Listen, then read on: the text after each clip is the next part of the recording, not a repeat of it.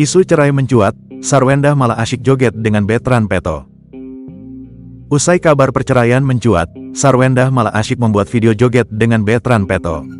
Baru-baru ini, Sarwendah mengunggah video TikTok tengah asyik berjoget dengan Betran Peto. Lantas, postingan Sarwendah dan Betran Peto itu menuai perhatian publik. Melansir dari laman TikTok pribadi Sarwendah Official pada Minggu, tanggal 12 Mei tahun 2024, istri Ruben Onsu tersebut nampak membuat video yang sedang tren di platform tersebut.